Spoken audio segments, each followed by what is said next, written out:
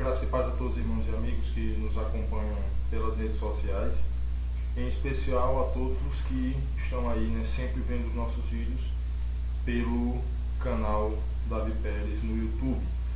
Meus irmãos, antes de tudo eu gostaria de pedir desculpas a todos os irmãos. Ontem eu fiz uma transmissão ao vivo pelo YouTube referente à primeira lição da revista Compromisso, tá? Que é essa revista aqui, que nós vamos estudar esse trimestre sobre os profetas menores, tá? E a transmissão, para mim, assim, no celular, estava perfeita, não tinha nenhum tipo de problema. Mas quando essa transmissão foi jogada no YouTube, aconteceram algumas interferências e não ficou tão boa. Então foi necessário a gente cancelar, né, o vídeo e estarmos gravando outro vídeo hoje, tá certo? Referente à lição da nossa revista Compromisso do quarto trimestre de 2017, que tem por título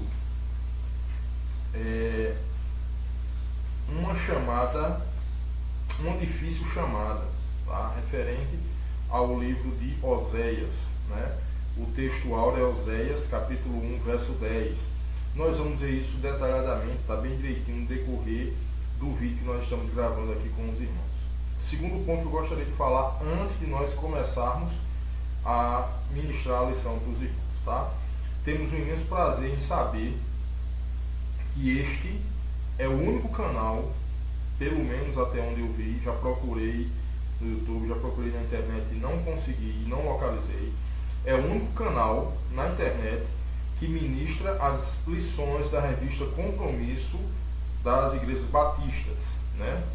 Então, da glória de Deus, nós somos o único canal que faz isso. Então eu preciso da ajuda de todos vocês que nos acompanham, que curtem os vídeos, que visualizam os slides, que vocês nos ajudem. Nos ajudem em que ponto? Em compartilhar esses vídeos e também em deixar o gostei lá no YouTube, tá certo? Isso nos ajuda muito, tá? A nossa intenção é que a palavra de Deus ela seja propagada a cada dia, tá? A nossa maior intenção é essa. E que o canal Davi Pérez também ele venha a crescer para a glória de Deus, crescer em quantidade, em número, para que muitas e muitas pessoas possam visualizar as lições da revista Compromisso, certo? Outra coisa que eu gostaria de falar para os irmãos, aqui no rodapé do vídeo, aqui embaixo, certo? Sempre eu posto o slide da lição, sempre eu posto. E antes de postar o slide da lição, eu verifico se o slide está abrindo direitinho, se não está corrompido. E sempre eu verifico que está tudo certo. Porém, existem alguns irmãos que entram em contato comigo pelo WhatsApp, pelo canal do YouTube, pelo Facebook, e dizem que o link está quebrado, não consegue visualizar o slide. Então o que foi que eu fiz, tá? Eu criei um grupo no WhatsApp chamado Compromisso com a EBD, tá? Para que é que vai servir esse grupo? Simplesmente para que as pessoas que desejarem ter um contato direto comigo, ter um contato direto com os slides, ter um contato direto com os vídeos, tá? Esse grupo vai servir para quê? Para que eu esteja postando ali todas as lições da revista Compromisso, tá? Essa lição que nós estamos ministrando hoje será postada lá também. E como é que você faz para participar? No comentário desse vídeo aqui no YouTube, você vai deixar o número do seu WhatsApp e o seu nome para que a gente possa identificar você, certo? Então toda semana nós iremos estar postando os vídeos no YouTube e também iremos postar os vídeos e o slide da lição no grupo Compromisso com a EBD. Lembrando que, para que você tenha acesso ao conteúdo, no caso, ao slide da lição, todos os slides que eu faço são feitos através do PowerPoint. Então, o que acontece?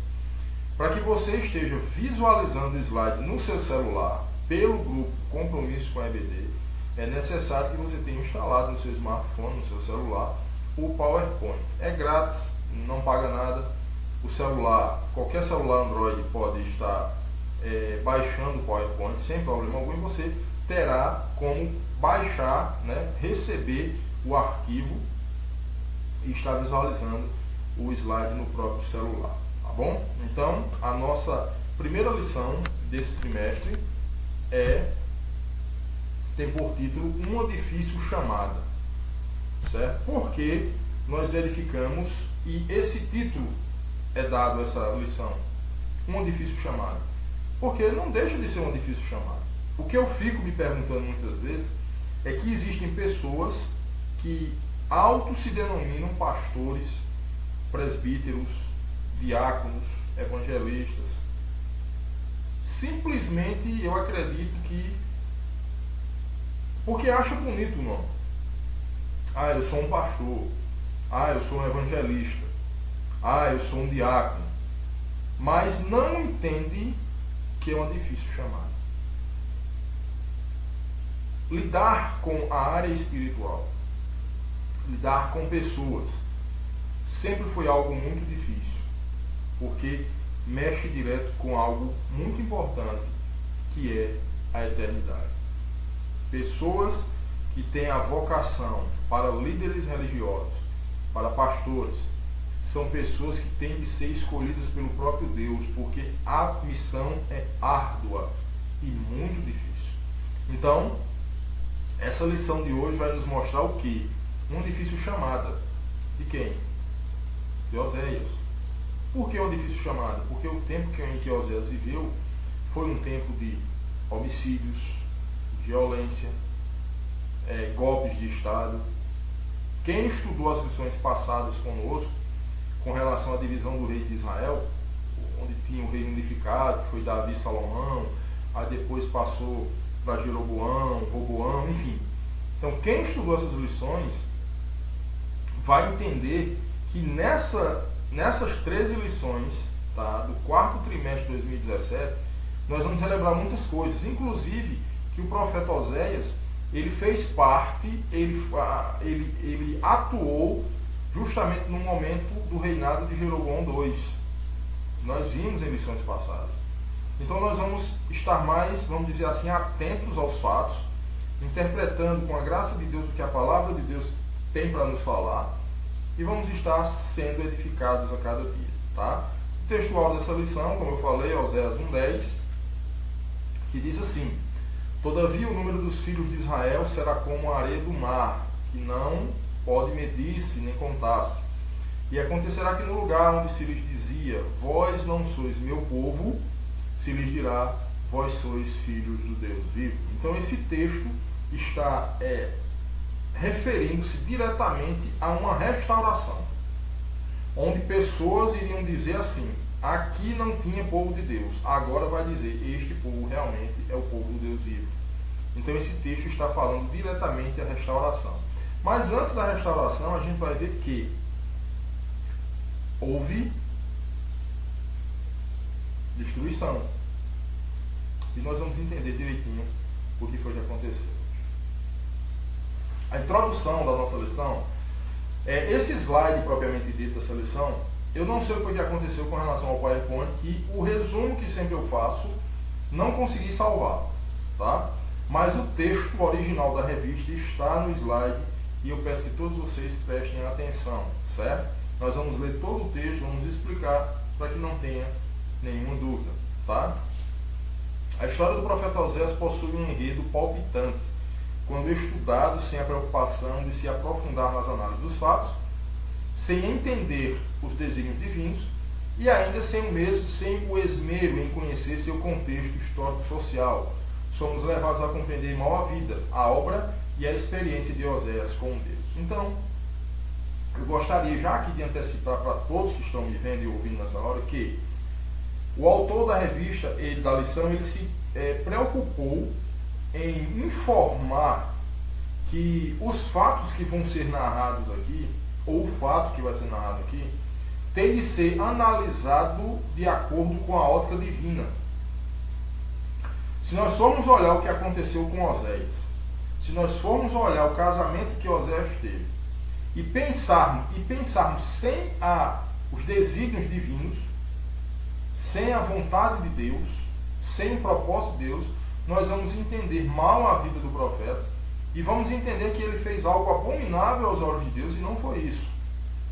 Tudo que o profeta intentou e fez foi tudo ordenado e permitido por Deus. Tá? Contudo, sua obra nos projeta para uma sociedade excludente, caótica e construída a partir de uma história de perdas e frustrações.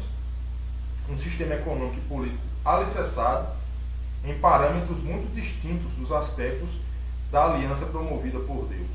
Então, mostra que Oséias estava inserido em uma sociedade corrupta. Oséias estava inserido em uma sociedade totalmente afastada dos caminhos do Senhor. Tomado por uma tragédia que aplacava toda a nação, Oséias denuncia o afastamento do plano original e diz que o país se prostituiu. O país estava jogado à sua própria sorte, deixando Deus fora da cena, afastando-se de Deus. Está lá em Oséias 1:2. Todas as vezes que caminhamos distante do que Deus intentou para a nossa vida, construímos uma história refém de nossas limitações e passamos a colecionar fracassos e uma vida privada de sentido. O que é que está dizendo aqui? A partir do momento que eu deixo Deus de lado, a partir do momento que eu deixo Deus fora da minha vida, eu vou viver refém das minhas limitações. Eu não tenho condição de saber o que vai me acontecer daqui a 5 minutos. Eu não tenho condição de saber o que vai me acontecer. Então eu fico refém daquilo que eu sou limitado. Eu sou limitado aqui, ao agora. Eu só enxergo o agora. Eu não enxergo antes e o após, o depois que está na minha frente. Eu não consigo fazer isso. Então o que o autor está querendo dizer é o seguinte: quando eu deixo Deus de lado, eu fico refém das minhas limitações. Eu fico tentando acertar na vida e sempre vai ter uma cabeçada na parede. É isso que o autor está querendo falar.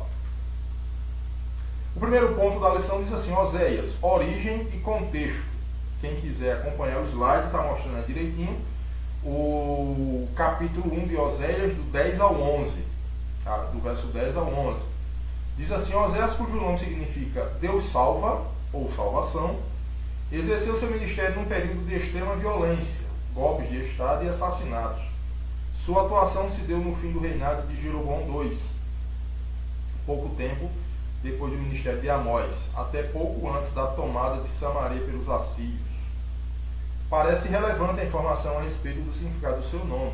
Porém, entre os povos semitas, Oséias era semita. O que era semita? Um semita era aquele que era originário de Sem, um dos 3 filhos de Noé, né? Sem, Cã e Jafé.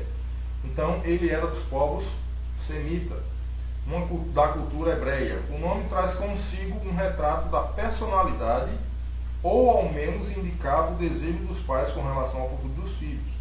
Por isso não era incomum que, após uma experiência marcante, até mesmo na fase adulta, o indivíduo modificasse seu nome. Porém, depreender que, mesmo em meio ao estado de anomia social, o modo de proceder, a sua vida testemunhava que Deus salva. Que grande lição! Nossa existência deve ser amparada somente em Deus, uma demonstração diária de que a salvação não está nas circunstâncias econômicas, sociais ou políticas. Aí o autor faz uma pergunta aqui: onde você tem firmado sua vida? O que esse texto está querendo dizer? O nome dele, de Oséias, significa salvação. E nós podemos analisar que em outros personagens bíblicos, o indivíduo ele tinha um nome e quando ele acontecia alguma coisa extraordinária com ele, o nome dele era mudado. Um exemplo claro que nós temos disso é com relação a Saulo de Tarso. A partir do momento que ele conheceu, que ele viu Jesus, que ele se encontrou com Jesus no caminho de Damasco, o nome dele foi mudado. O próprio Cristo mudou o nome dele de Saulo para Paulo,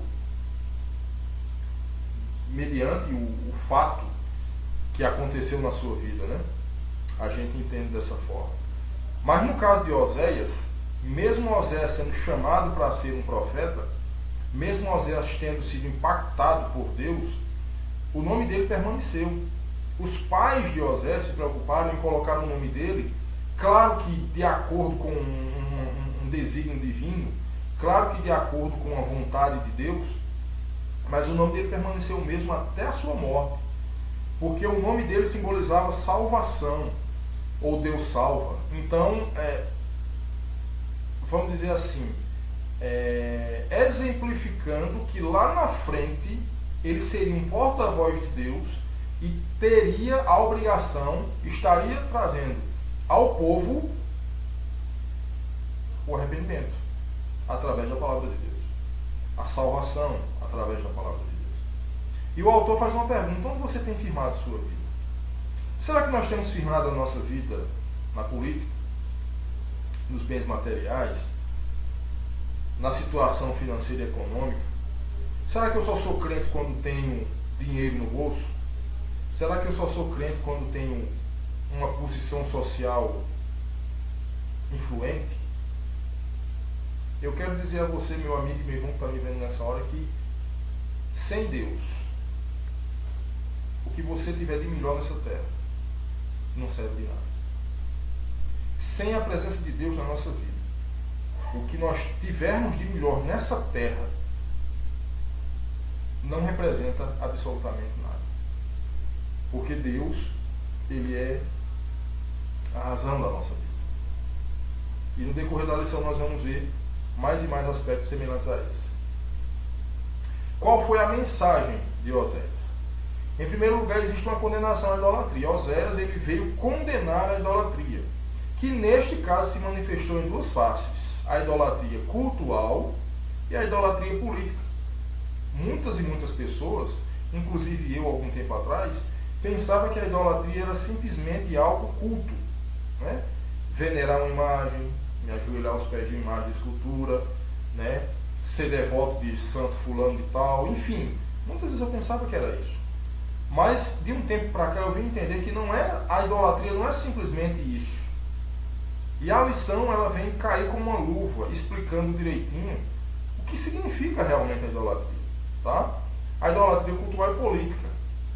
A idolatria cultural consiste na adoração a Baal. No caso, Baal, todos nós sabemos, né? Existiu uma batalha aí ferrenha com relação a Elias e os 450 profetas de Baal, né? Então, Baal era aquele Deus, suposto Deus, na verdade, né? Que aqueles povos ali adoravam, com seus ritos de fertilidade e na adoração ao bezerro de ouro. Então, isso era a idolatria cultural. Ambos feriam aspectos primordiais da vida planejada por Deus. Na adoração a Baal se transgride o primeiro mandamento: não farás nenhuma imagem de escultura, amarás ao Senhor teu Deus sobre todas as coisas, né? Uma ideia de que Deus não teria poder sobre a natureza e seus ciclos de vida, não tendo condições de administrar as provisões para o seu povo. O culto ao bezerro de ouro fazia a transgressão ao segundo mandamento. A construção de uma imagem traz consigo a pretensão de domínio sobre a divindade, transformando-o em ídolo para atender os próprios interesses. Então, foi o que aconteceu. Se nós relembrarmos direitinho aí, quando Moisés subiu ao monte para receber as tábuas dos 10 mandamentos, o povo ficou no pé do monte e Moisés demorou aproximadamente 40 dias para descer de lá, né? E quando desceu, o povo tinha feito um bezerro para adorar. Mas por que o povo tinha feito um bezerro para adorar? Muitas vezes a gente fica pensando, por que o povo fez? Meus irmãos, aquele povo de Israel, eles tinham saído do Egito. O Egito, na verdade, era uma nação quase em sua totalidade idólatra. Para os irmãos terem uma ideia, os egípcios, eles tinham vários e vários deuses.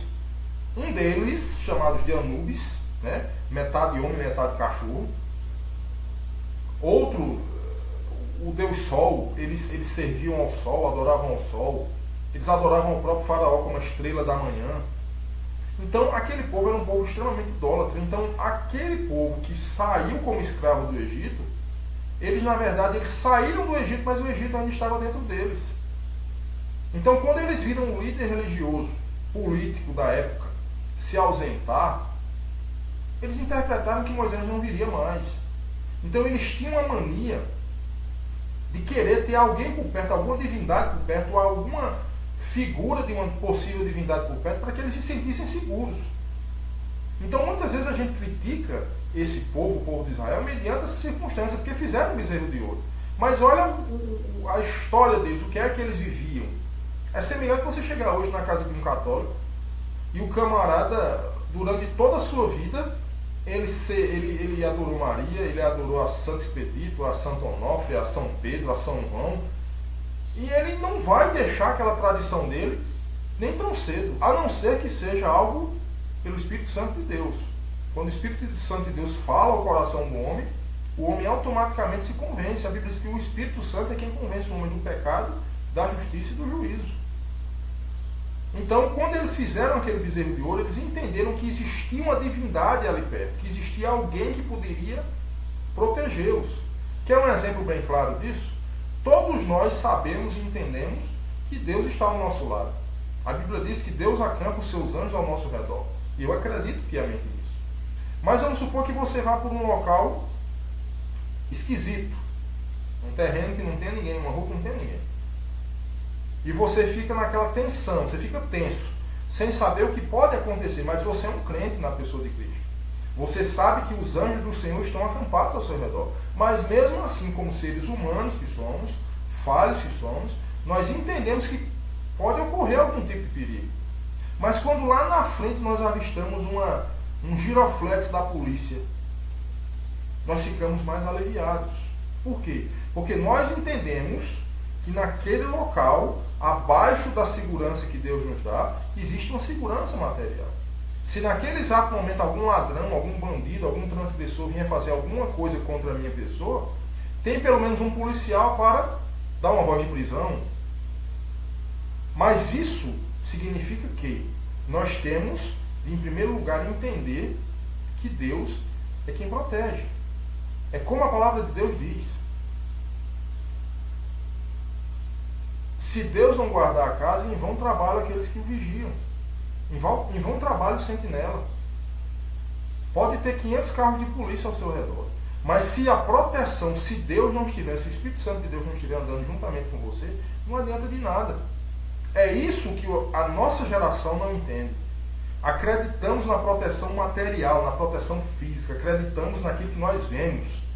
E muitas vezes esquecemos de acreditar, de entender que Deus existe. E a Bíblia diz que é galardoador daqueles que o buscam.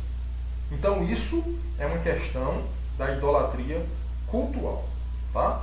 É você ter uma suposta divindade assumindo o lugar que só pertence a Deus. Tá? A política é outra expressão importante da idolatria numa época de grandes convulsões pela degeneração pecaminosa.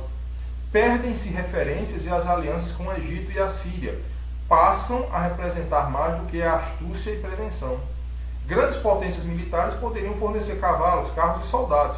Desta forma, Israel decide viver permeando apenas pelo que a limitação humana pode dar. Pensam que o poderio humano pode garantir segurança em um futuro pleno. Todas as vezes que negligenciamos os cuidados divinos e fazemos alianças escusas para ter segurança, cometemos idolatria contra o nosso Deus. Isso aqui é uma coisa muito importante da gente entender. Por quê? Nós podemos estar idolatrando uma pessoa e não saber disso. Nós podemos estar idolatrando um político e não saber disso. Nós podemos estar idolatrando um médico e não saber disso. A Bíblia diz claramente, 1 Pedro capítulo 5, versos 6 e 7, humilhai-vos, portanto, debaixo da potente mão de Deus, para que a seu tempo ele vos exalte, lançando sobre ele toda a vossa ansiedade, porque ele tem cuidado de vós. Então, o cuidado é de Deus, a proteção é de Deus. Não adianta ter carro, cavalo, cavaleiro, arma, se Deus não estiver no controle da coisa, não adianta. Então, muitas vezes estamos idolatrando a Bíblia Sagrada e não sabemos disso. Porque a Bíblia Sagrada muitas vezes está na nossa estante, no nosso armário, na cabeceira da cama, aberta no Salmo 91, como se aquilo fosse um amuleto, e não é. Como se o diabo tivesse medo da Bíblia Sagrada, e ele não tem.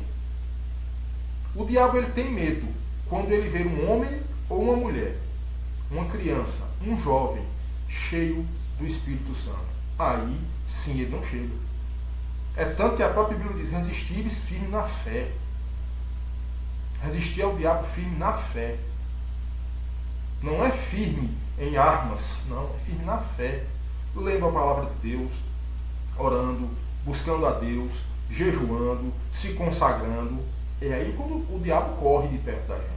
Agora, com a Bíblia aberta na nossa casa, ele conhece toda a Bíblia, ele conhece toda a Escritura.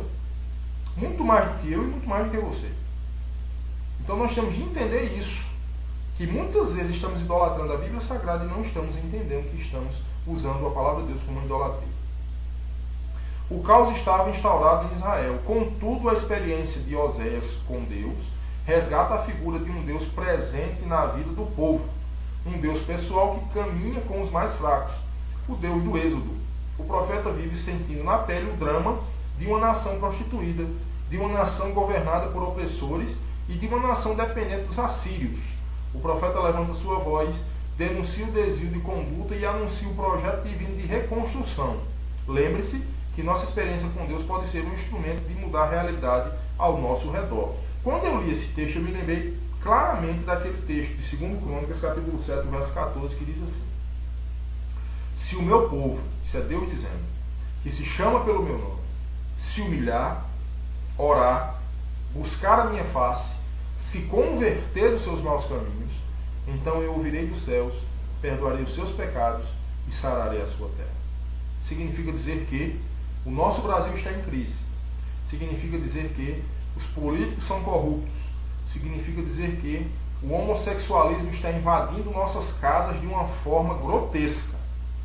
Mas se o povo de Deus, se nós, povo de Deus, orarmos, buscar a Deus, se converter dos nossos maus caminhos, a Bíblia diz que Ele vai ouvir do céu, vai perdoar os nossos pecados e vai sarar todas essas irregularidades. Depende da nossa posição diante de Deus. Quem é Deus para nós? O que é que Deus simboliza para mim? O que é que Deus simboliza para você? Um Deus que está só no céu e não liga com o ser humano? Não.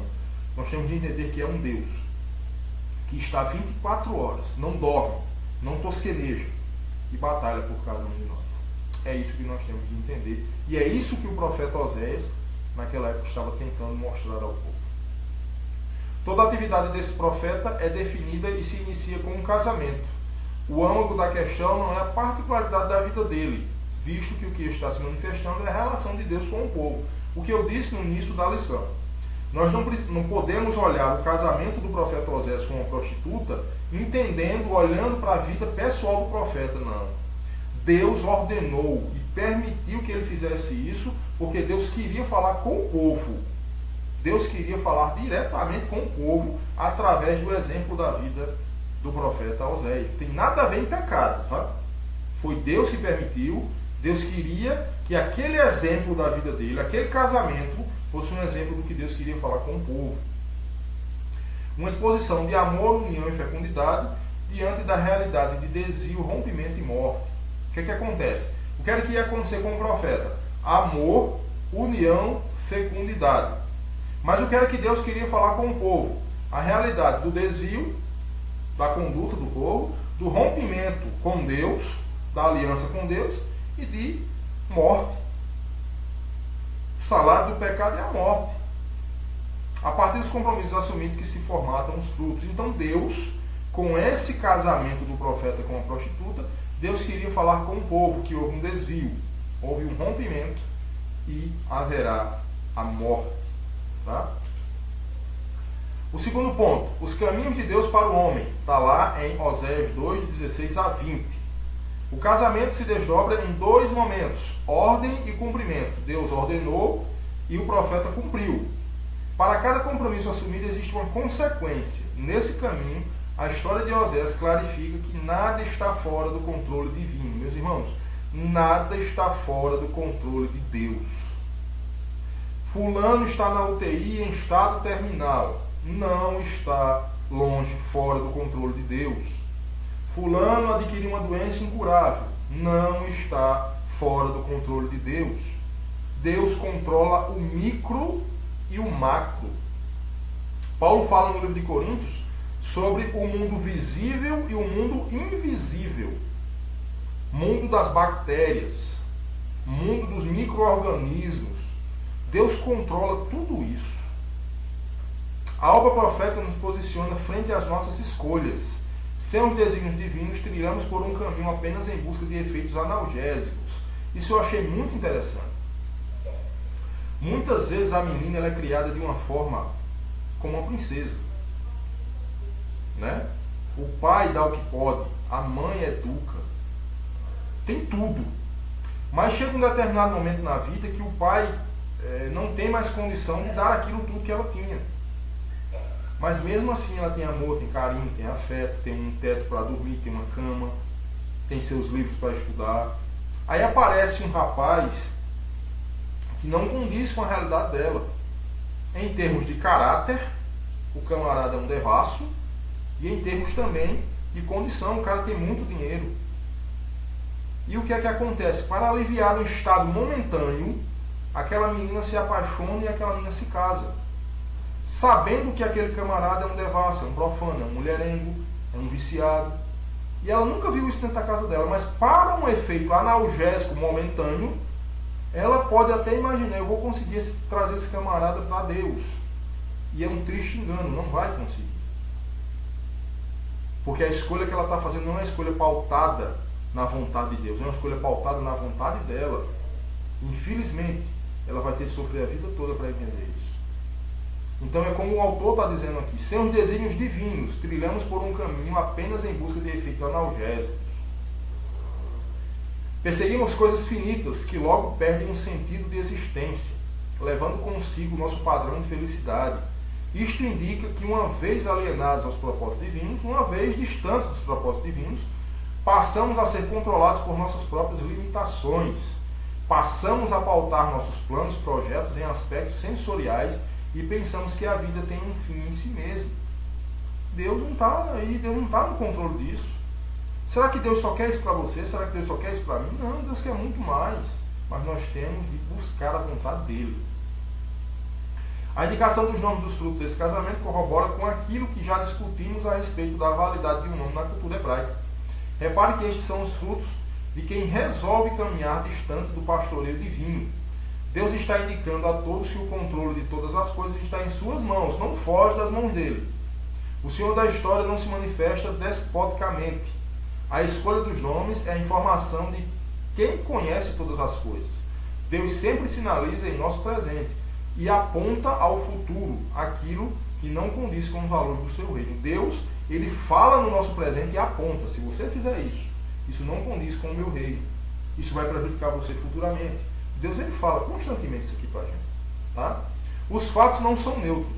Nossas escolhas acabam por formatar o nosso futuro. O futuro nosso está intacto. O presente a gente está vivendo. Agora o futuro está intacto. Agora, muitas vezes nós prejudicamos o nosso futuro com as nossas escolhas. Sabemos que nada escapa da percepção divina. O Senhor do tempo e da história nunca foi nem será surpreendido. A gente não vai pegar Deus de surpresa. Lúcifer, naquela rebelião que fez no céu, ele não pegou Deus de surpresa. Deus estava preparadíssimo para aquilo que iria acontecer. Deus sabia daquilo que iria acontecer. Assim, com grande compaixão, passa a informar ao homem ser limitado o que é aquilo que não consegue ver tão pouco entender. Então, o homem, Deus, pela sua graça e misericórdia, passa a informação para o homem daquilo que ele não pode sentir e nem ver. Deus, ele sabe, pode todas as coisas. Deus conhece o amanhã sem que haja amanhã. E nós não sabemos isso. Então, ele, por sua compaixão, informa a nós que somos homens, que somos limitados, aquilo que vai acontecer através dos seus servos. Nesse caso aqui, através do profeta Oséias. Tá? O filho simboliza a fecundidade. Cada nome escolhido por Deus é um anúncio, uma mensagem a respeito das consequências de uma vida distante dos cuidados divinos. Seus nomes personificam as consequências sobre a nação que havia abdicado do reino de Deus. Então, Oséias, com a prostituta, teve 3 filhos. Tá? O terceiro ponto da nossa lição fala sobre alegorias e símbolos na mensagem bíblica. Está lá em Oséias 2, de 1 a 6. O nome do primeiro filho significa Jezrael, que significa Deus semeia. Lembrei-me daquele texto, tudo que eu me plantar um dia ele vai colher. Tá? O segundo filho, Lohuama, significa não compaixão. Deus ele não vai ter compaixão daquele povo, não teve compaixão daquele povo que se distanciou dele. Tá? Lo-ami significa não, meu povo. Deus está negativando. Não, eu não vou fazer. Vocês se afastaram, vocês deixaram o santo de Israel. Não vou fazer. Então foram esses três nomes dos filhos. Jezrael, que significa Deus semeia. Lohuama, que significa não compaixão. E Lo-ami significa não, meu Deus, uma negativa. Deus dizendo que não irá ter misericórdia nem se compadecer do povo. Veja que o projeto de liberdade nascido no Êxodo estava tão distante quanto o povo estava afastado de Deus. Pedagogicamente, o Senhor explicita novamente os fatos para que tomassem consciência de sua alienação após o anúncio do diagnóstico. Deus faz a retomada. Então, houve a destruição e Deus está informando. Vai haver uma restauração. O outro ponto que nós vemos aqui no slide é o Vale de Acor. Esse Vale de Acor, quem viu lá em Josué, capítulo 7, dos versículos 4 a 26, mostra que dentre o povo de Josué houve um roubo. E um dos membros daquela tribo, vamos dizer assim, foi quem fez esse roubo, né? Ousou de roubar. E o que foi que aconteceu? Deus avisou Josué. E Josué, ao identificar quem era a pessoa mesmo se Josué perguntou e a pessoa confessou, foram levados para esse Vale de Acor, que era justamente o interior do país, né, um caminho para o interior do país, e ali foram apedrejados e mortos. Então, é o caminho para o interior do país, marcado negativamente lá em Josué 7, de 24 a 26, mas subvertido em simbologia de esperança. Novas atitudes para refazer o projeto original. O marido, que é Deus, se propõe a levar a esposa, que é o povo, de volta ao lugar do primeiro amor. Falo-lhe na intimidade, na profundidade do ser. Ali onde Israel passou a existir, onde deixara a escravidão e experimentava viver em liberdade. É o ponto de conversão e retorno. O desejo de transformar em videira a história de desgraça num caminho de esperança. A força do amor divino rompe as barreiras sociais. Convida seu povo a viver o milagre da restauração. Então Deus está dizendo o seguinte, em outras palavras, se até aqui foi desgraça na sua vida, esse ponto de desgraça vai se tornar um ponto de bênção. Porque você deixou aquilo que fazia. Deixou de fazer o que era errado e agora está fazendo o que é certo. A nossa conclusão. A reconstrução passa pelo processo de aniquilação daquilo que foi instrumento para o afastamento do povo. Olha que interessante isso aqui. O que é uma reconstrução? É você entender que aquilo que foi o motivo da queda, você tem de aniquilar para que você seja levantado de novo. O homem se prostituiu, o homem adulterou. Qual é o que é que ele vai fazer para se corrigir? Parar com aquilo. Não fazer mais. Se arrepender. Combater aquilo. Simples assim. No momento em que a esposa se entrega novamente ao esposo, fica restabelecida a ordem natural da liberdade. Deus responde com chuva de fecunda a terra e esta responde com alimentos. Osés nos apresenta um Deus sensível, misericordioso e eterno. Disciplina seus filhos para que retomem ao centro da sua vontade. Então, meus irmãos, essa foi a nossa lição de número 1, tá? Uma difícil chamada, que nós possamos ter aproveitado bastante, que os irmãos possam ter entendido que a única coisa que Osés queria, nesse caso, era levar o povo à restauração. Então, que Deus nos abençoe e nós possamos ter uma vida que honre e glorifique o nome de Deus, que Deus possa estar nos abençoando.